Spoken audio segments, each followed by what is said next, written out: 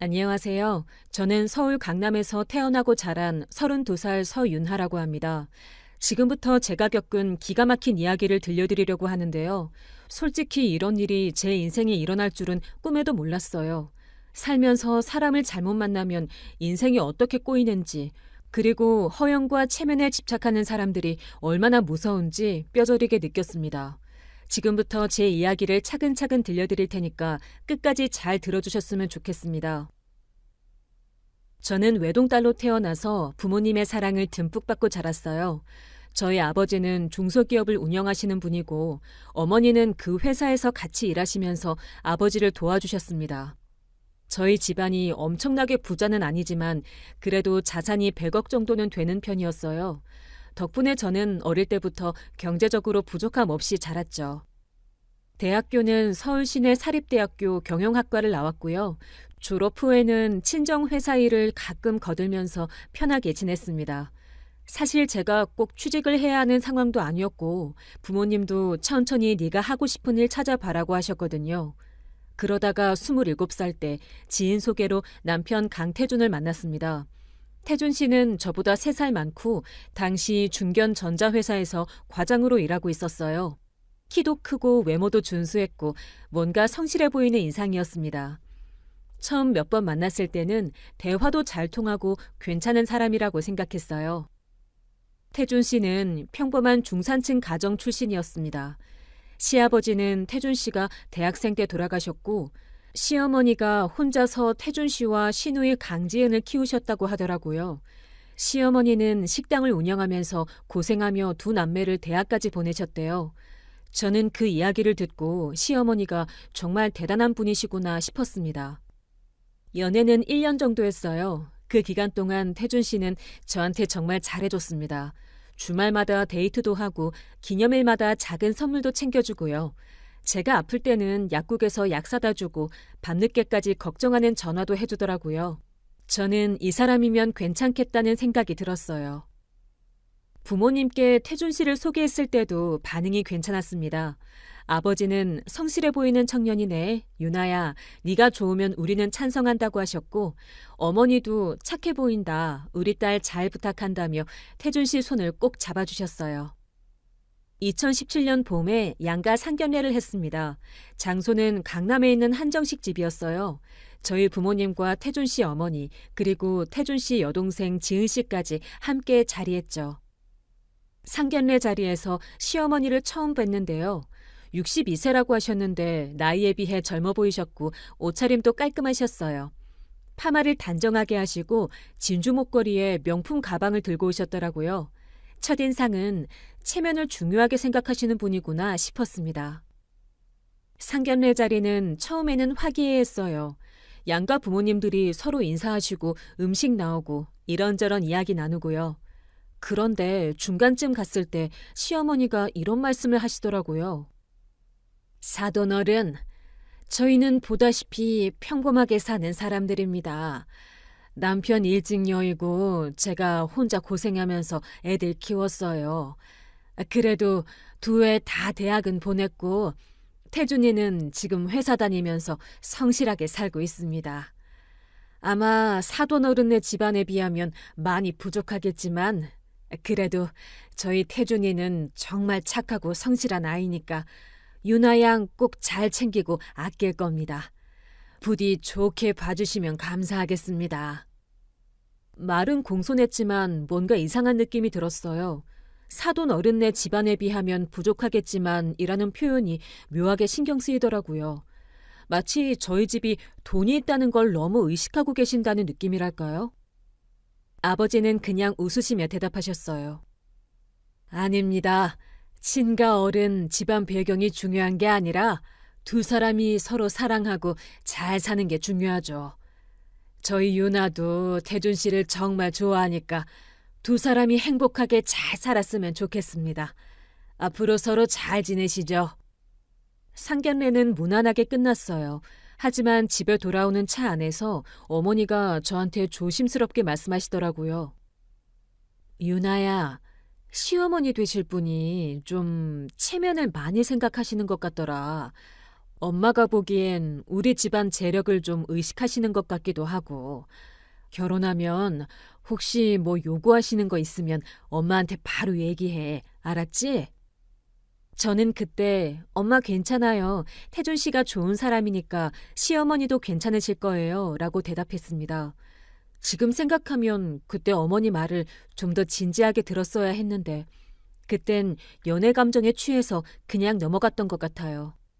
상견례 후 본격적인 결혼 준비에 들어갔습니다. 예식장 잡고 신혼집 구하고 혼수 준비까지요. 그 과정에서 시어머니와 자주 연락하게 됐는데 점점 이상한 느낌이 들기 시작했어요. 먼저 신혼집 문제였습니다. 저희는 서울 송파구에 있는 아파트 전세로 시작하기로 했어요.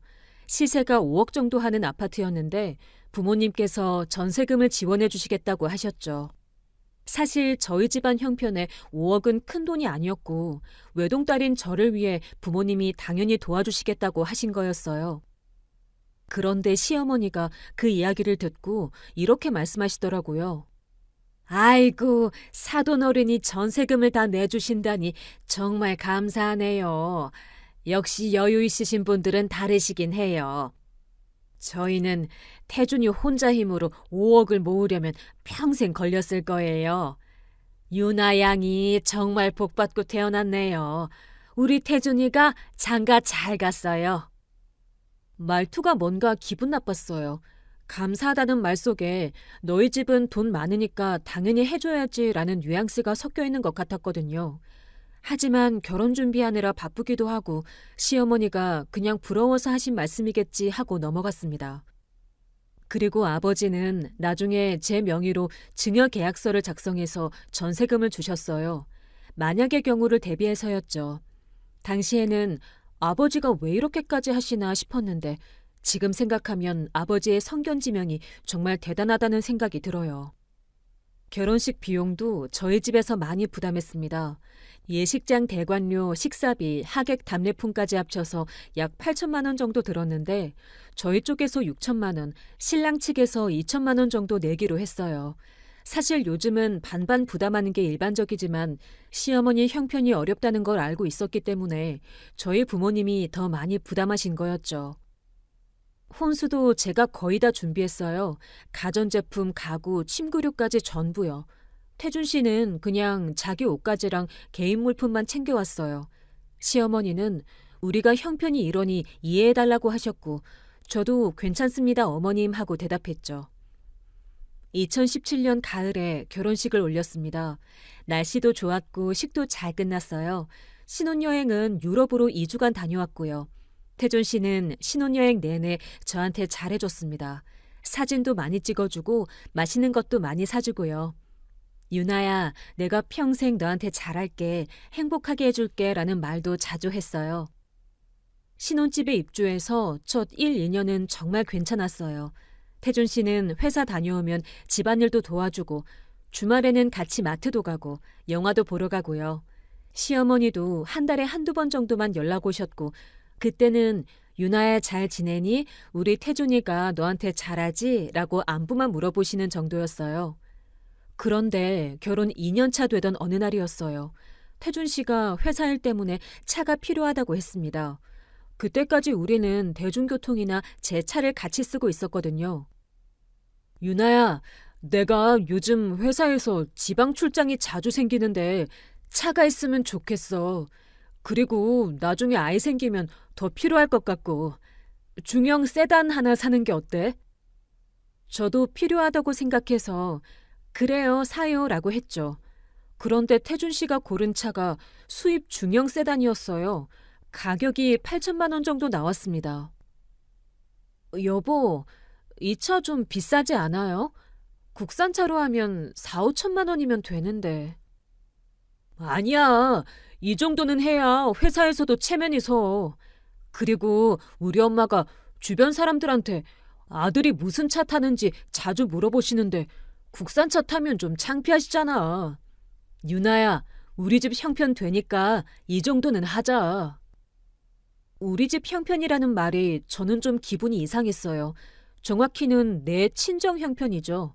하지만 남편이 원하는 거니까 알겠어요라고 했습니다. 그런데 문제는 그 다음이었어요. 태준 씨가 차값을 어떻게 마련할지 이야기하는데 자기 돈으로는 2천만 원밖에 못 낸다는 거예요. 나머지 6천만 원은 제가 내야 한다고 하더라고요. 여보, 그럼 할부로 하면 안 돼요? 6천만 원이면 너무 큰 돈인데. 할부로 하면 이자가 얼마나 나가는데. 그냥 네가 친정에 말해서 지원받으면 되잖아. 너희 부모님이 우리한테 잘해주시잖아. 결국 저는 부모님께 말씀드렸어요. 아버지는 한숨을 쉬시면서도 유나야, 네가 필요하다면 도와줄게. 근데 이것도 나중을 위해서 증여계약서를 써놓자라고 하시며 6천만 원을 주셨습니다. 전세금에 이어 두 번째 증여였죠. 차를 샀는데 시어머니한테서 전화가 왔어요. 유나야, 우리 태준이가 차 샀다며? 수입 잘해? 아이고, 우리 며느리 덕에 우리 아들이 좋은 차 타게 됐네. 역시 너희 친정이 든든하니까 이런 것도 할 수 있지. 우리 태준이가 장가 정말 잘 갔어. 또 그 말투였어요. 네 친정 돈으로 샀으니까 당연한 거다라는 말투요. 저는 그냥 네 어머님이라고만 대답했습니다. 그 이후로 시어머니의 태도가 조금씩 달라지기 시작했어요. 전화 올 때마다 유나야, 너희 부모님은 요즘 어떠시니? 사업은 잘 되시고? 이런 질문을 자주 하시더라고요. 처음에는 그냥 안부 차원인 줄 알았는데 나중에 보니까 저희 친정 재정 상태를 계속 체크하시는 거더라고요. 결혼 3년 차 되던 2020년 초 시어머니한테서 전화가 왔습니다. 유나야, 엄마가 너한테 상의할 게 있어서 전화했어. 시간 괜찮니? 엄마가 지금 사업 하나를 시작하려고 하는데 자금이 좀 필요하거든? 2억 정도면 될 것 같은데 너희 아버지한테 한번 말씀드려 볼 수 있을까? 물론 나중에 사업 잘 되면 다 갚을게. 이자도 드릴 테니까 투자라고 생각하시면 돼. 저는 깜짝 놀랐어요. 2억이요? 그것도 사업 자금이요? 어머님, 그게 제가 부모님께 말씀드려는 보겠지만 2억은 좀 큰 돈이라서요. 어떤 사업을 하시려는 건데요? 식당을 좀 크게 하나 차리려고 해. 지금까지 작은 식당 하면서 근근히 살았는데 이제 좀 크게 해서 돈도 벌고 싶고. 너희 아버지 건설회사 하시잖아. 그 정도 돈은 큰 돈도 아니실 텐데 며느리 시어머니 좀 도와주시면 안 되겠니? 저는 부모님께 말씀드렸어요. 아버지는 단호하게 거절하셨습니다. 유나야, 안 된다. 2억은 너무 큰 돈이고 사업 자금은 더더욱 안 돼. 사업은 잘 될지 안 될지 모르는 거고 돈 빌려줬다가 안 갚으면 어떡하니? 그리고 시어머니가 왜 우리한테 사업 자금을 요구하시는 거야? 그건 너무 과한 거다. 네가 시어머니한테 정중하게 거절해라. 저는 시어머니께 전화드렸어요. 어머님, 죄송한데요. 부모님께서 사업 자금은 어렵다고 하세요. 저희 집도 회사 운영하면서 자금 사정이 항상 여유로운 건 아니라서요. 뭐? 안 된다고? 아니, 너희 집이 얼마나 돈이 많은데 2억이 어렵다는 거야? 전세금 5억도 쉽게 내주고 차값 8천만 원도 쉽게 내줬으면서 이번엔 왜 안 된다는 거야? 며느리 시어머니 좀 도와주는 게 뭐가 어려워? 시어머니 목소리가 날카로웠어요. 저는 당황해서 말을 더듬었습니다. 어머님, 그게 아니라 전세금이랑 차는 저희 부부가 필요해서 도와주신 건데 사업 자금은 좀 다른 문제잖아요. 뭐가 다른 문제야? 다 가족인데. 나 진짜 실망이다. 너희 집은 돈 많으면서 시어머니 도와줄 생각은 안 하고. 알았어. 나도 이제 알았어. 너희 집이 어떤 집인지. 그렇게 말하고 전화를 끊으셨어요. 저는 그날 너무 기분이 나빠서 울었습니다. 태준 씨한테 이야기했더니 태준 씨도 어머니 편을 들더라고요. 유나야, 우리 엄마가 평생 고생하시면서 나 키우신 거 알지? 2억이 너희 집한테 큰 돈이야? 너희 아버지 건설회사 하시는데 여기 뭐가 어려워? 네가 부모님한테 좀 더 잘 설득해보지 그랬어.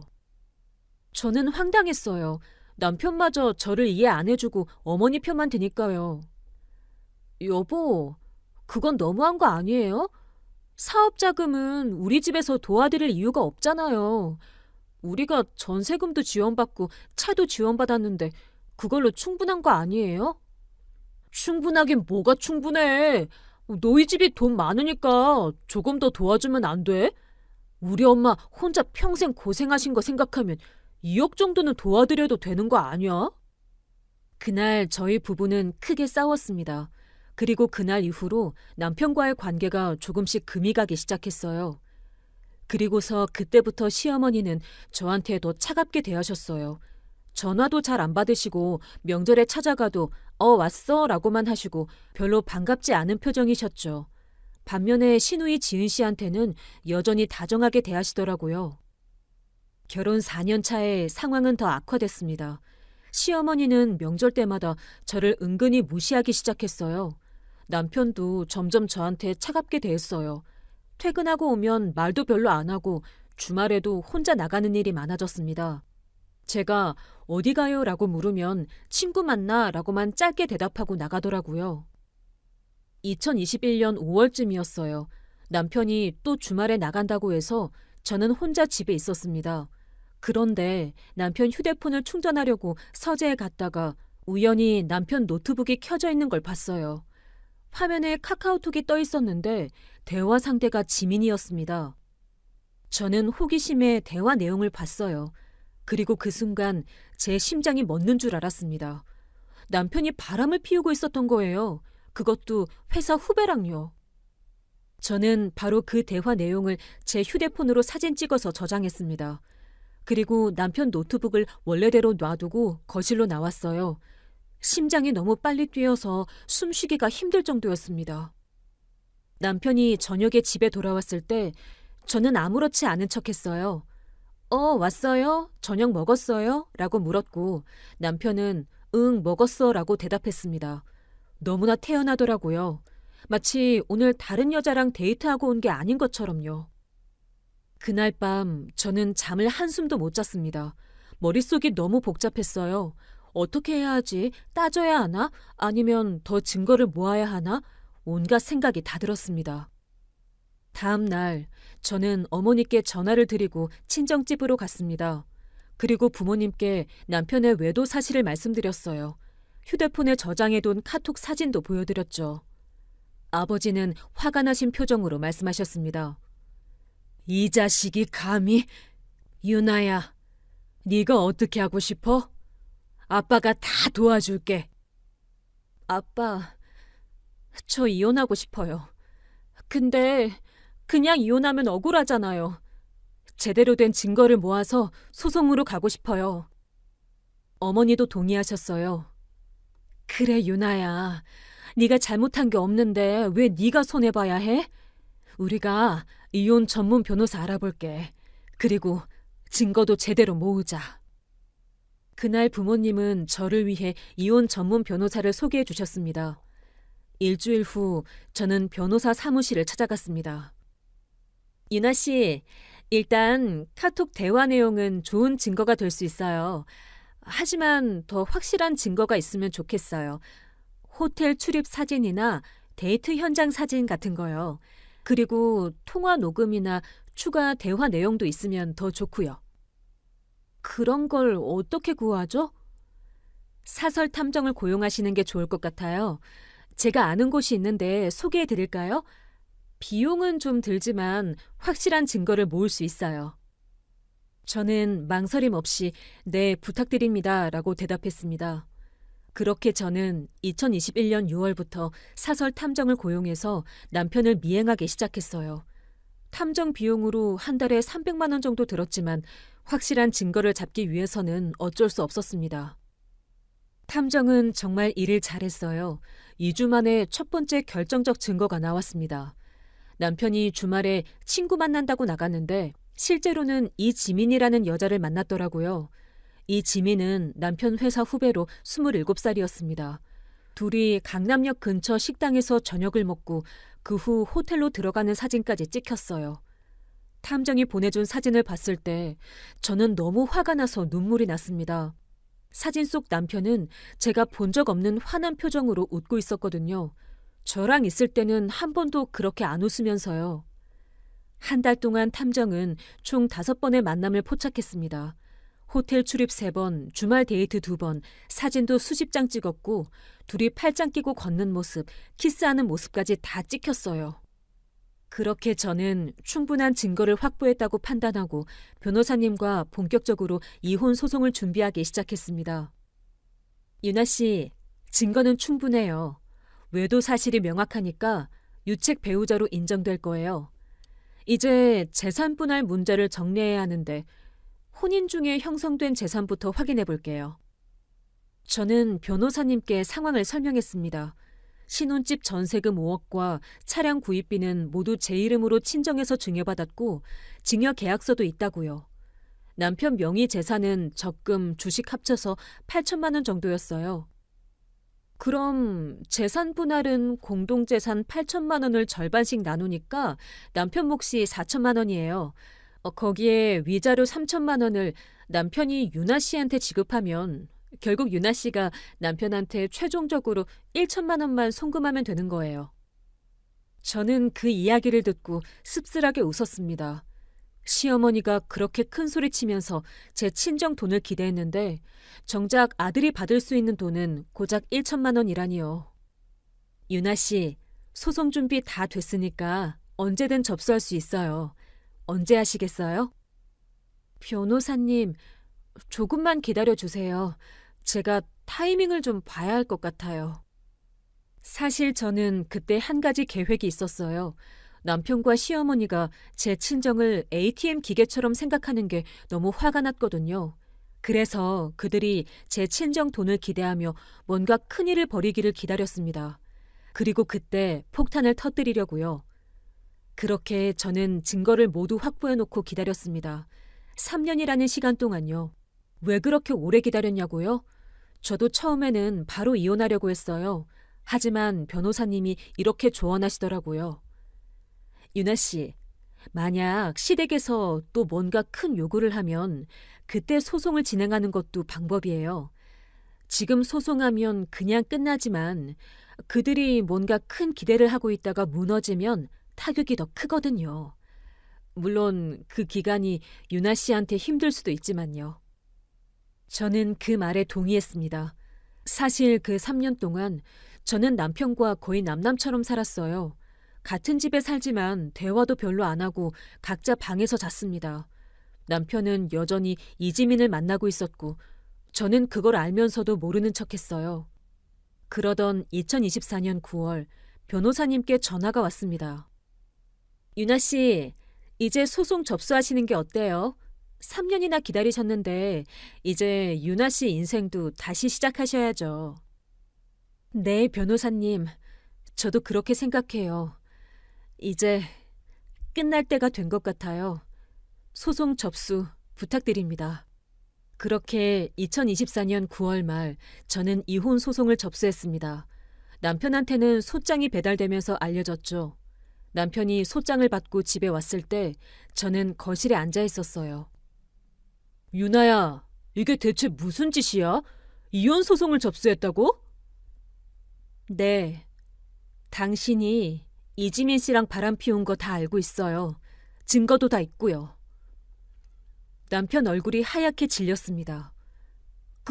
그게 오해야. 지민이랑은 그냥 회사 후배로. 오해 아니에요.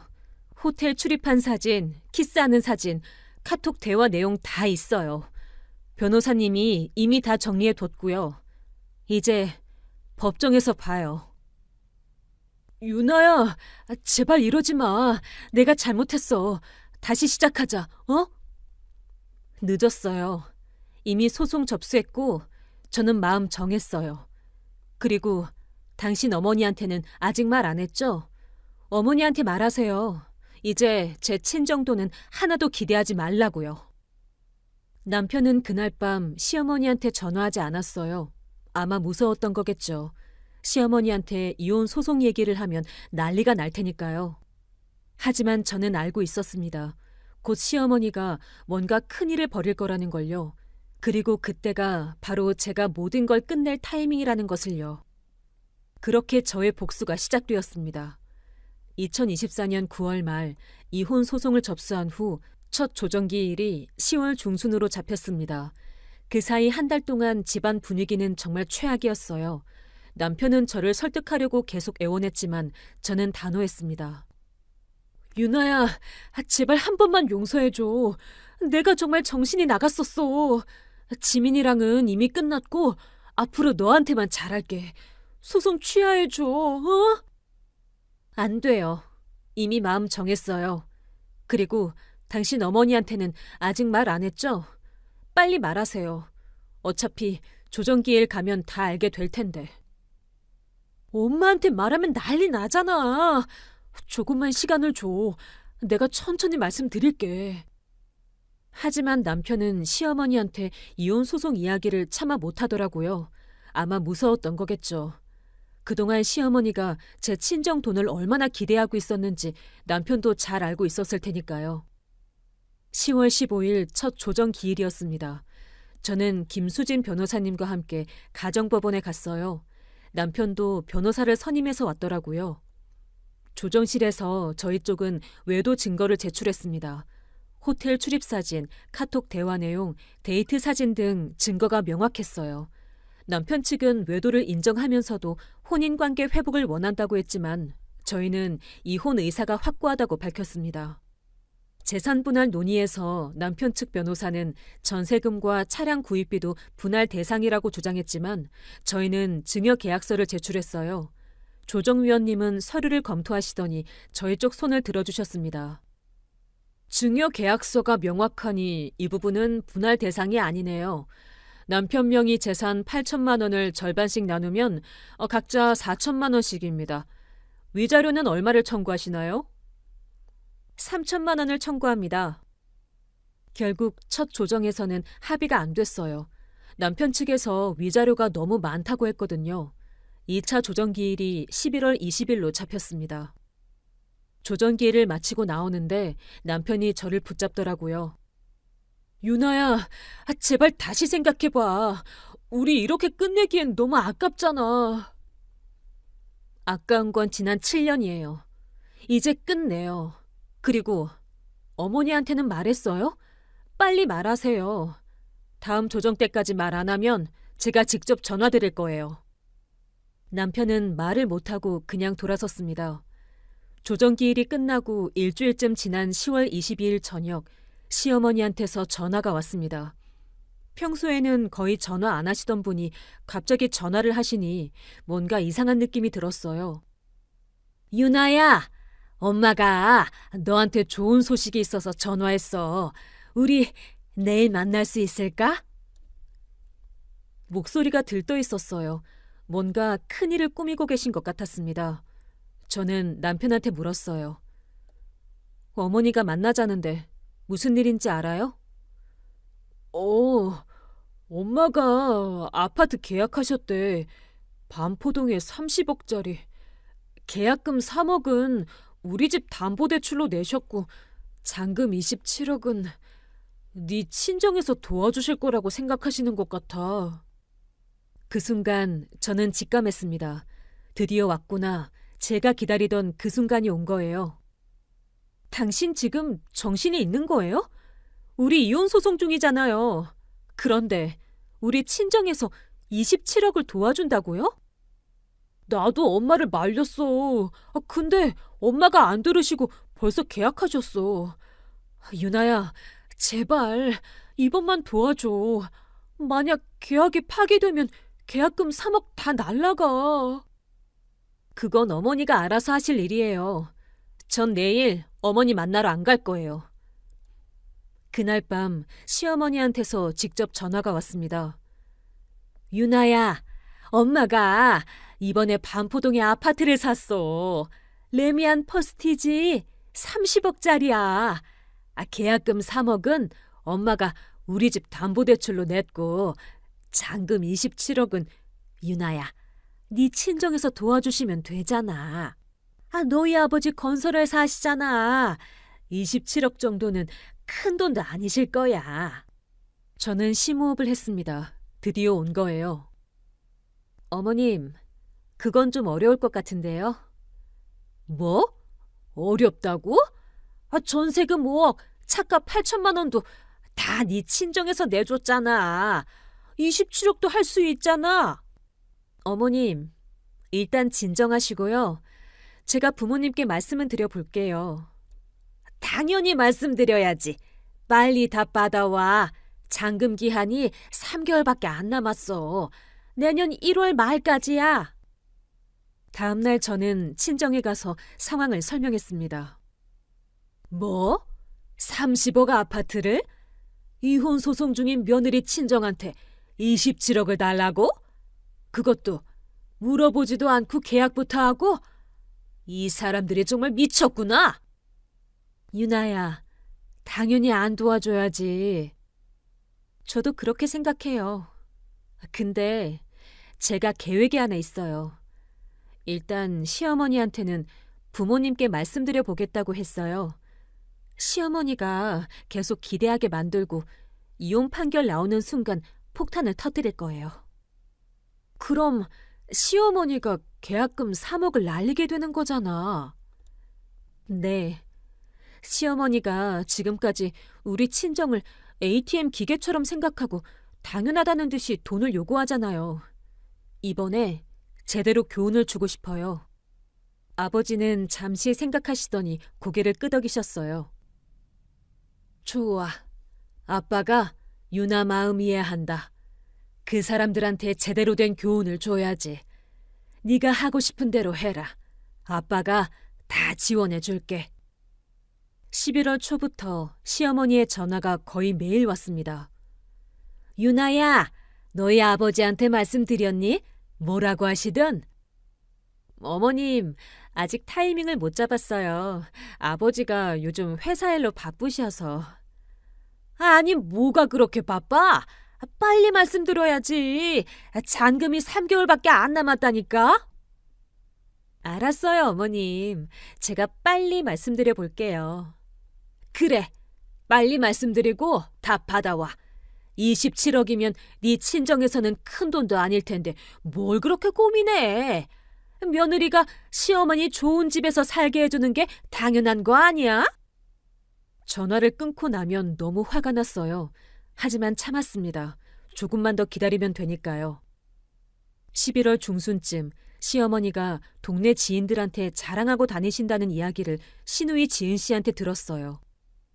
언니, 우리 엄마가 반포동 30억 아파트 집을 샀다고 동네에서 자랑하고 다니세요. 친척들한테도 다 얘기하시고. 언니, 정말이에요? 지은아, 나중에 다 알게 될 거야. 조금만 기다려봐. 언니, 목소리가 왜 그래요? 무슨 일 있어요? 큰일 있지. 근데 아직 말 못해. 나중에 얘기해 줄게. 11월 20일, 2차 조정기일이었습니다. 이번에는 재산 분할과 위자료에 대해 좀 더 구체적으로 논의했어요. 남편 측에서 위자료를 2천만 원으로 낮춰달라고 요청하셨는데요. 저희는 3천만 원을 고수합니다. 외도 기간이 3년 이상이고 증거도 명확합니다. 남편 측에서는 재산 분할도 재검토해달라고 하셨는데요. 의뢰인 명의로 된 재산이 생각보다 적습니다. 적금 3천만 원, 주식 2천만 원인데 여기에 카드 대금이 1천만 원 정도 남아 있습니다. 그러면 실제로는 4천만 원 정도밖에 안 됩니다. 카드 대금도 혼인 중 생긴 거니까 고려해야죠. 그럼 분할 대상 재산이 4천만 원이면 절반인 2천만 원이 부인 몫이고 위자료 3천만 원은 남편이 지급하면 되겠네요. 그러면 의뢰인이 받을 수 있는 돈이 거의 없는데요. 외도를 하신 분이 유책 배우자니까 당연한 겁니다. 결국 2차 조정에서도 합의가 안 됐어요. 그래서 소송으로 넘어가기로 했습니다. 판결 선고일은 2025년 1월 중순으로 잡혔어요. 11월부터 시어머니의 전화가 거의 매일 왔습니다. 잔금일이 다가올수록 목소리는 더 다급해졌어요. 유나야, 도대체 뭐 하는 거야? 잔금일이 2달밖에 안 남았다고. 빨리 너희 아버지한테 말씀드려. 저는 계속 적당히 둘러댔습니다. 아버지가 바쁘셔서요. 타이밍 봐서 말씀드릴게요. 하지만 실제로는 아무것도 안 했어요. 그냥 시어머니를 계속 기다리게 만들었죠. 12월 중순 시어머니가 직접 저희 집으로 찾아오셨습니다. 2시간 가까이 거실에 앉아서 기다리시다가 남편이 퇴근하고 나서야 돌아가셨어요. 현관문 나가시면서 너희들 정말 나중에 후회할 거야 라고 하시더라고요. 2025년 1월 5일 잔금일 3주 전 시어머니가 시누이까지 데리고 오셨어요. 유나야, 제발 엄마 좀 도와줘. 진짜 계약금 3억 다 날아간다. 저는 지은 씨를 쳐다보며 말했습니다. 지은아, 나랑 태준 오빠는 지금 이혼 소송 중이야. 뭐? 이혼 소송? 네, 작년 9월에 접수했어요. 태준 씨가 회사 후배랑 3년 동안 바람 폈고 판결 선고일은 1월 15일이에요. 그럼 27억은 어떡하고? 당연히 안 주죠. 애초에 줄 생각도 없었어요. 이런 나쁜 년! 너 일부러 시간 끈 거지? 어머님이 저희 친정을 ATM 기계처럼 생각하셨잖아요. 이번에 제대로 교훈을 얻으셨으면 좋겠어요. 시어머니는 울면서 집을 나가셨습니다. 드디어 판결 선고일이 왔습니다. 법원에서 판결이 나왔고 밖으로 나오는데 시어머니가 저를 가로막았어요. 우리 태준이가 받을 돈이 얼마야? 1천만 원이요. 공동재산 8천만 원을 절반씩 나누면 4천만 원씩인데 위자료 3천만 원을 빼면 제가 남편한테 최종적으로 1천만 원만 송금하면 돼요. 전세금이랑 차는 제 친정 증여금이라 분할 대상이 아니고요. 1천만 원? 고작 1천만 원? 27억은 어떡하고? 어머님, 그건 어머님이 욕심을 부리신 거예요. 물어보지도 않고 30억짜리 아파트를 계약하시고 남의 돈 27억을 당연하게 기대하셨잖아요. 그 대가를 치르시는 거죠. 시어머니는 그 자리에 주저앉아 울기 시작했어요. 저는 그냥 돌아섰습니다. 집에 돌아오니 남편이 소파에 멍하니 앉아 있었어요. 유나야, 7년을 같이 살았는데. 당신이 외도한 대가예요. 시어머니가 우리 친정돈을 요구할 때마다 당신은 어머니 편만 들었고 3년 동안 다른 여자 만났잖아요. 이제 각자 살아요. 1천만 원은 제가 빨리 송금해 줄게요. 1월 28일 잔금 치러야 하는 날이었어요. 당연히 시어머니는 27억을 마련하지 못했고 결국 계약이 파기됐습니다. 그날 저녁 시누이 지은 씨한테서 전화가 왔어요. 언니, 우리 엄마가 오늘 계약금 3억 다 날렸어요. 집 담보대출로 낸 돈인데. 언니, 우리 엄마 지금 정신이 하나도 없으세요. 계속 울기만 하시고. 지은아, 미안하지만 그건 나랑 상관없는 일이야. 언니도 너무하시는 거 아니에요? 우리 엄마가 아무리 잘못했어도 이렇게까지 하실 수 있어요?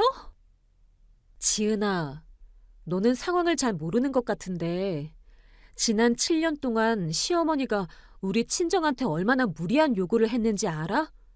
전세금 5억, 차값 8천만 원 다 우리 친정에서 냈어. 그걸로도 모자라서 사업자금 2억 달라고 하셨고 우리가 거절하니까 우리 친정을 원망하셨어. 그리고 이번에는 물어보지도 않고 30억짜리 아파트를 계약하고 27억을 당연하게 요구하셨어. 이게 정상이라고 생각해? 그건 우리 엄마가 잘못하신 거긴 한데 그래도 너무 심한 거 아니에요? 지은아, 나도 처음에는 참았어. 근데 너희 오빠가 외도까지 했어. 3년 동안이나. 그래도 내가 참아야 했어? 그리고 시어머니는 이혼 소송 중인 걸 알고도 27억을 기대하셨어. 이건 시어머니가 자초한 일이야. 언니, 그래도 우리 엄마가 지금 너무 힘들어하세요. 집까지 빼앗길 것 같대요. 그건 내가 어떻게 할 수 있는 일이 아니야. 담보대출 갚으셔야지. 미안하지만 나도 이제 내 인생 살아야 해. 전화를 끊고 나니 마음이 복잡했어요. 하지만 후회는 하지 않았습니다. 제가 잘못한 게 없으니까요. 2월 초 저는 남편 계좌로 1천만 원을 송금했어요. 그리고 남편한테 문자를 보냈습니다. 1천만 원 송금했어요. 확인하세요. 이제 연락하지 마세요. 저는 답장도 기다리지 않고 남편 연락처를 차단했어요. 며칠 후 지은 씨한테서 소식을 들었습니다. 언니, 우리 엄마가 집을 금매로 내놨대요. 원래 시세가 5억 정도인데 4억에 팔려고 하신대요. 담보대출 3억 갚고 나면 1억밖에 안 남는데 그 돈으로 지방 소도시에 작은 빌라 사신대요. 그렇구나. 그리고 오빠도 회사 그만뒀어요. 회사에서 이혼 소문이랑 아파트 사기극 소문이 퍼져서 눈치가 보여서 못 다니겠대요. 지금 집에서 백수로 지내고 있어요. 그래. 지은아, 너한테는 미안한데 나는 이제 너희 가족 일에 관여하고 싶지 않아. 알아요, 언니. 근데 언니한테 한 가지만 물어봐도 돼요? 언니는 지금 행복해요? 나는 행복해. 드디어 자유로워졌거든. 3월 초 친구 박소연한테서 연락이 왔어요. 유나야, 너 전 남편 강태준 봤는데? 편의점에서 알바하더라. 내가 물건 사러 갔다가 우연히 봤어. 그래? 뭐, 자기가 자초한 일이니까. 그나저나 네 시어머니가 동네에서 완전 망신당했다며?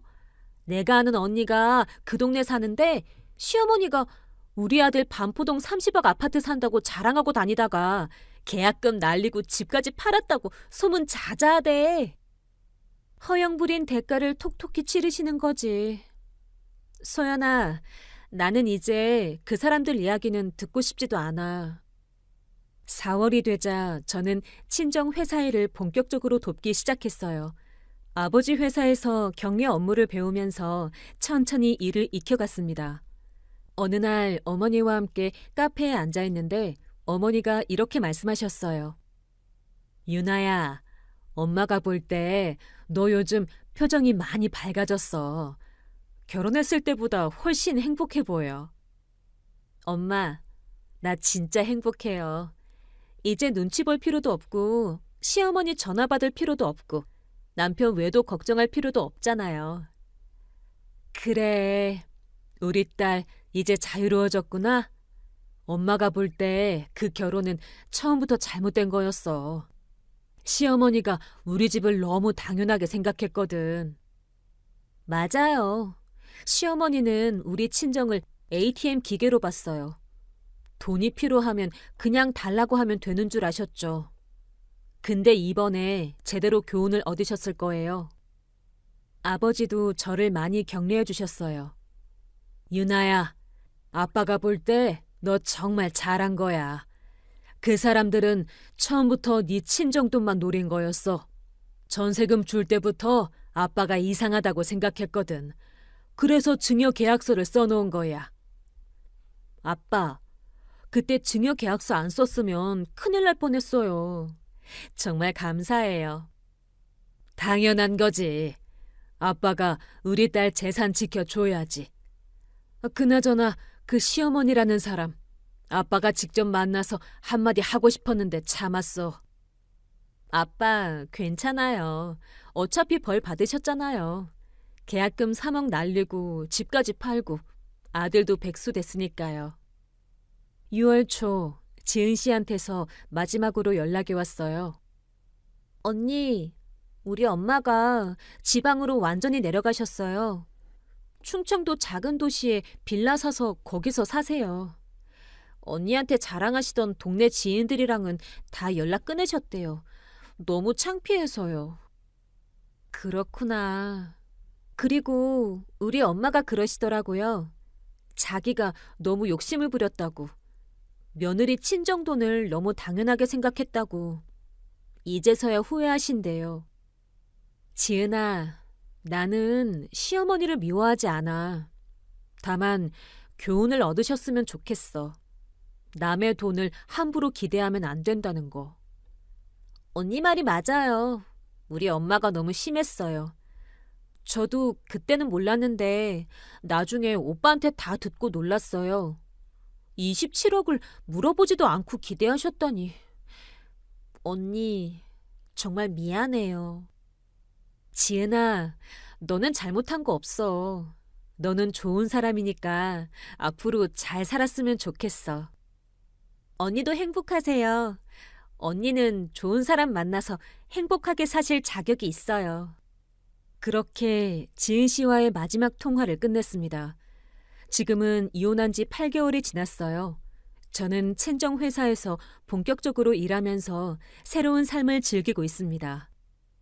저는 7년 동안 잘못된 결혼 생활을 했어요.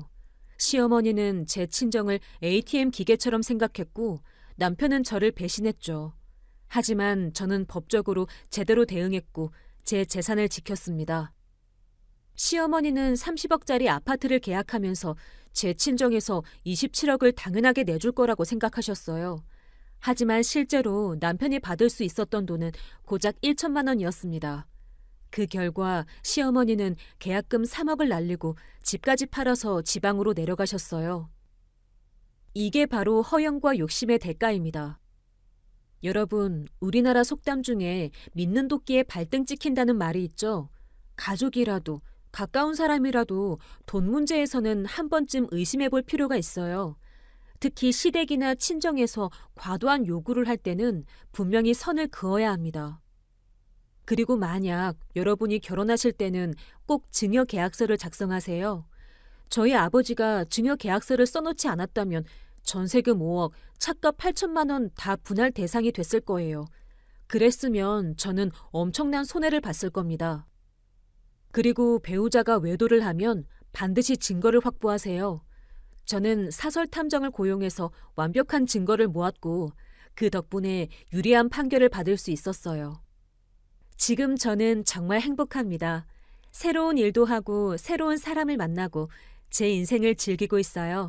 그 7년이 아깝긴 하지만 그래도 32살에 정리한 게 다행이라고 생각해요. 여러분도 잘못된 관계에 있다면 용기를 내서 정리하세요. 그리고 새로운 시작을 하세요.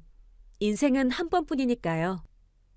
그럼 저는 여기서 제 사연을 마치도록 하겠습니다. 끝까지 들어주셔서 정말 감사합니다.